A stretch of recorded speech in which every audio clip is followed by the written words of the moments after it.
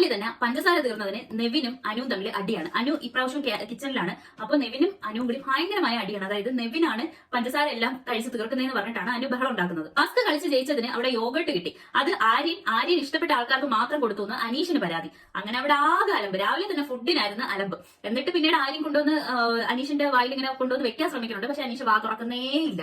അതായത് അതങ്ങനെയാണല്ലോ, അനീഷ് എന്തെങ്കിലും ഒന്ന് തീരുമാനിച്ചാൽ പിന്നെ അതിൽ നിന്ന് പുറത്തോട്ട് പോകത്തില്ല.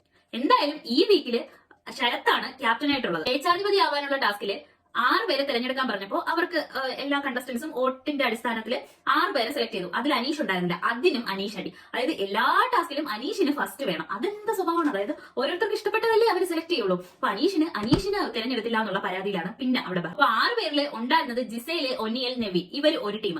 അടുത്തത് അനു, ശൈത്യ, അബി, ഇത്രയും പേരാണ് അടുത്ത ടീം. അതിൽ ആദ്യം തന്നെ ഒനിയലിനെയും അനുവിനെയും ഔട്ടാക്കിയത് ഈ കണ്ടസ്റ്റൻസ് തമ്മിൽ തീരുമാനിച്ചാണ് ഔട്ടാക്കിയത്.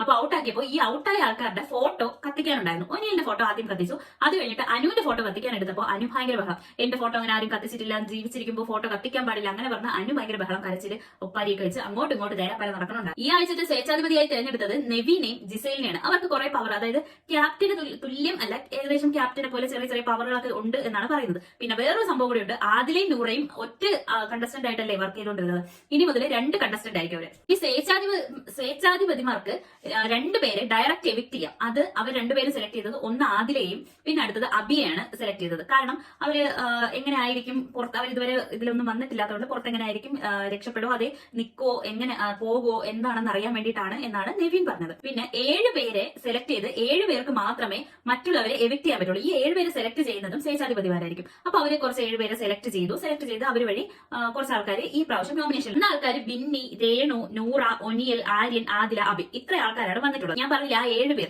ആ 7 പേരുടെ എല്ലാ അധികാരവും സ്വേച്ഛാധിപതിമാർക്കായിരിക്കും. അതായത് അവര് നിശ്ചയിക്കും ഇവരെന്തൊക്കെ ചെയ്യണം, എങ്ങനെയൊക്കെ ചെയ്യണം എന്നൊക്കെ ഉള്ള കാര്യം. കിച്ചണിൽ സ്വേച്ഛാധിപതിമാർ എന്താണ് സെലക്ട് ചെയ്തു. റെനയും കൂടി കിച്ചണിലോട്ട് ആഡ് ചെയ്യാണ്. അപ്പൊ അനുവിന് അത് ഒട്ടും ഇഷ്ടപ്പെട്ടില്ല. അനു പിന്നെ ഭയങ്കര ബഹളമായി. അങ്ങനെ സെലക്ട് ചെയ്ത് അങ്ങനെ ആക്കാൻ പറ്റത്തില്ല, കാരണം അവർ ഓൾറെഡി ഒരു ഫുഡ് ഉണ്ടാക്കാൻ റെഡിയാക്കി വെച്ചേക്കുമായിരുന്നു. അപ്പൊ അതിന്റെ പുറത്തൂടെ ഇനി വീണ്ടും ഫുഡ് ഉണ്ടാക്കണം. അപ്പൊ അത് അത്രയും വേസ്റ്റ് ആവും. അങ്ങനെ ആ രീതിക്ക് പറഞ്ഞു. പിന്നെ അവിടെ ഭയങ്കര ബഹളമായി. പിന്നെ ശൈത്യ കരച്ചിലായി. അങ്ങനെ ആകെ കൂടെ അലമ്പായിരുന്നു ലാസ്റ്റ്.